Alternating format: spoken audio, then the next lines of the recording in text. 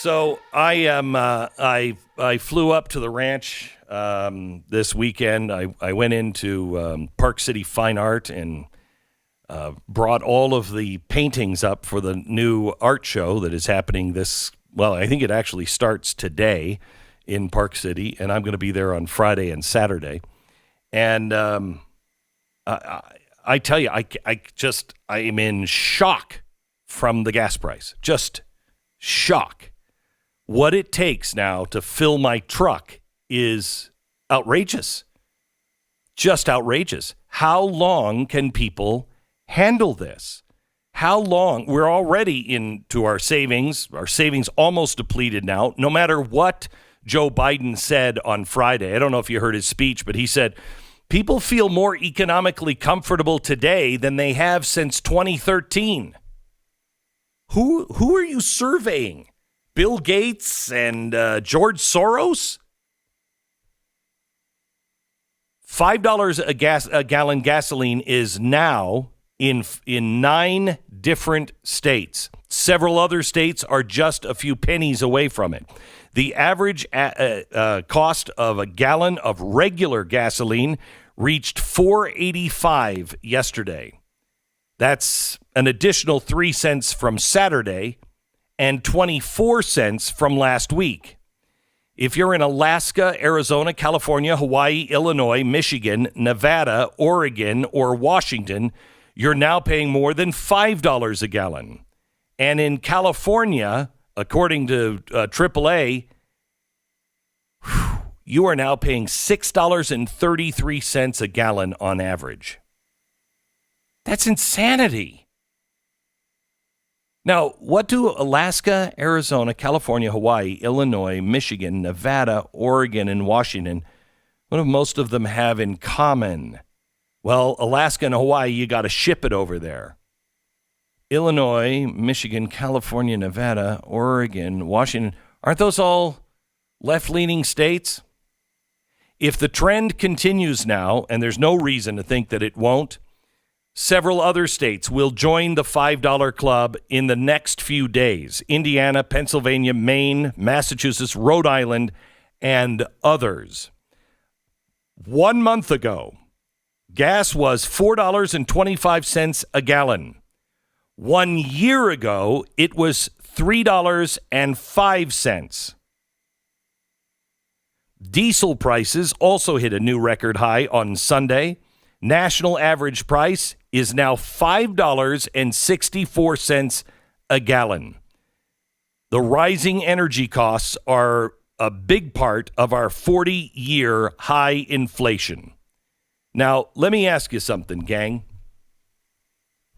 When will America realize that it is this global warming ESG bullcrap that is causing these prices to happen?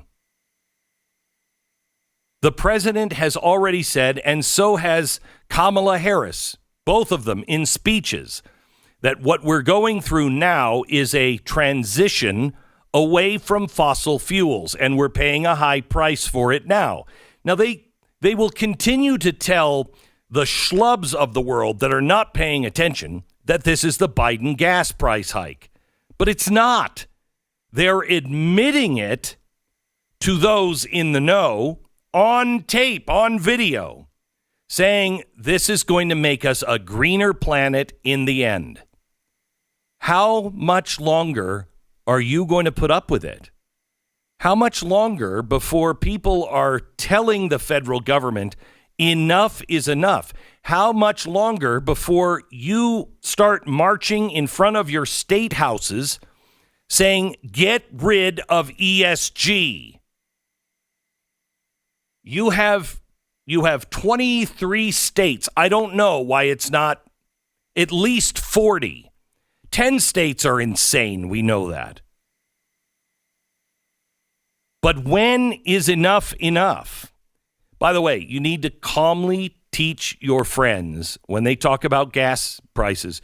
You need to calmly just say, not this is Biden's fault. Just say, you know, it's the global warming ESG thing that's causing this. What? What's ESG? It gives you the opportunity to explain it.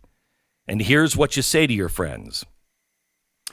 ESG is a very Chinese-style model for the government and the financial system to rank us on who's being best with social justice and environmental and governance. How many women do we have on the board of directors? How many blacks do we have on the board of directors, et cetera, et cetera?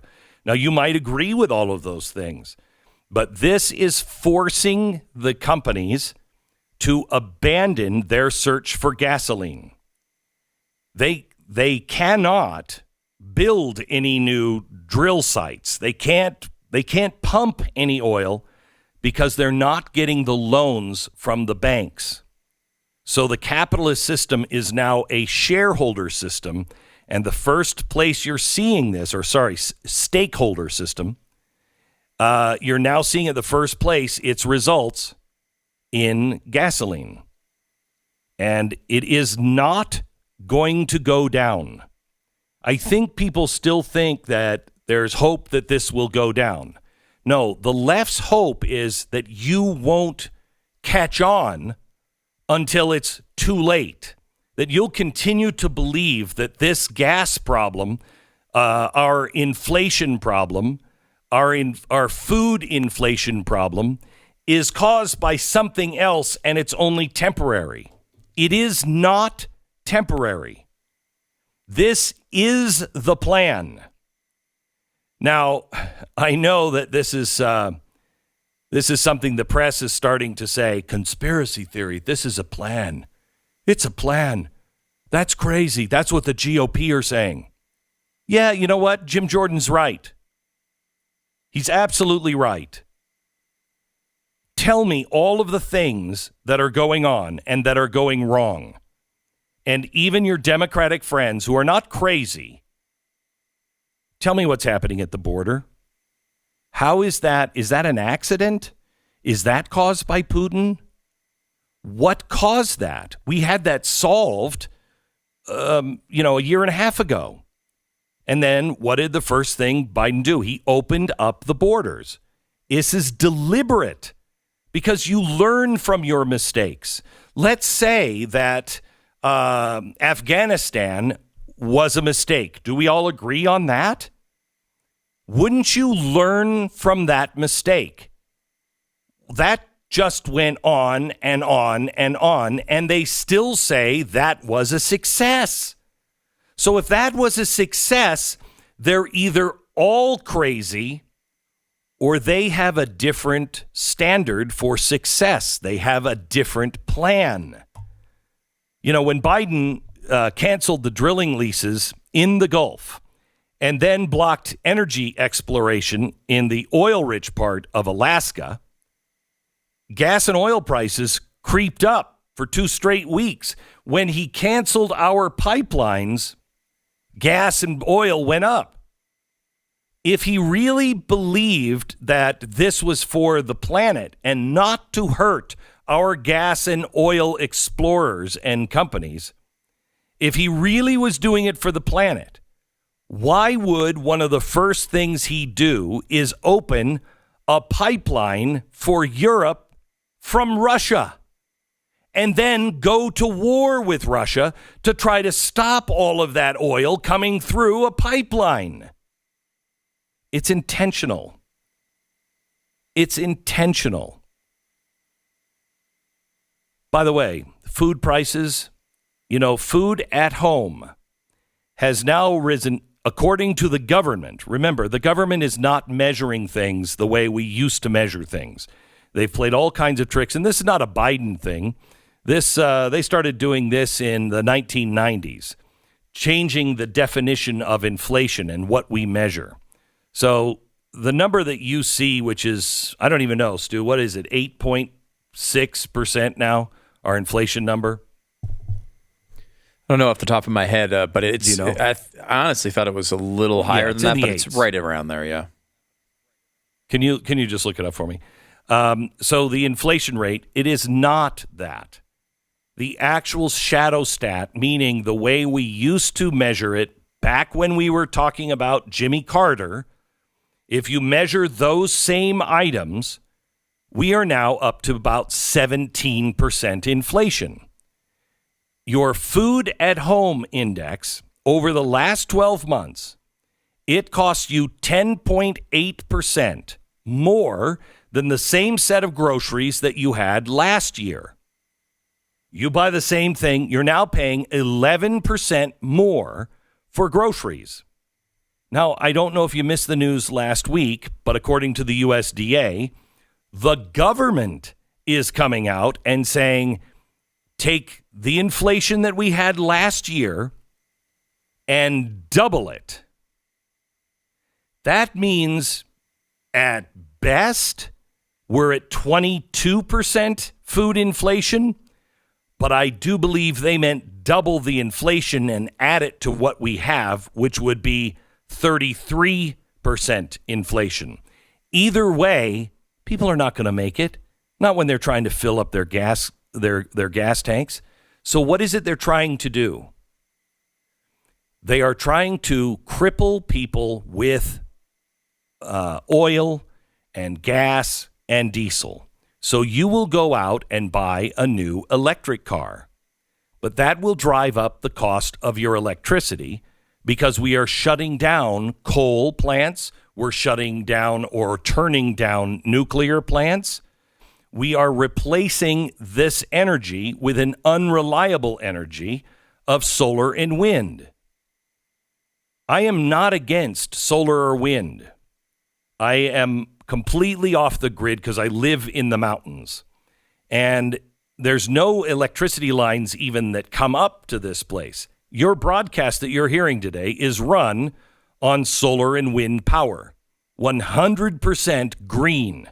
This broadcast today is 100% green. We never know if we are going to have enough energy day to day. When I have the whole family up here with me, we have to turn things off beginning at 8 o'clock at night just so we don't get rid of any more of the solar energy. We have to just shut down. So you have about an hour's worth of lights, and then you have to be very careful. That's terrifying. You want to run your country like that? And your food. People don't understand because they think it comes in this magic saran-wrapped styrofoam container. But where's your meat come from? Your meat comes from cattle at farms. How do they feed them? They feed them with grain or alfalfa that they have grown on the land using seeds, fertilizer, and tractors. The fertilizer uses propane to be able to make it, natural gas to be able to make fertilizer. You don't have that. That's why fertilizer is up in some places 300%.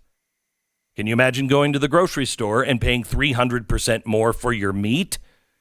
Well, eventually you will. And why? Because they want you to stop eating meat. This is a plan. And it's fortunately cratering the numbers of Biden and his administration. However, I don't know if it's really connected with the American people. They blame it on him, but they don't understand why he's doing it. And as much as Bill O'Reilly and others want to say he's incompetent, and I agree he is, this is a plan.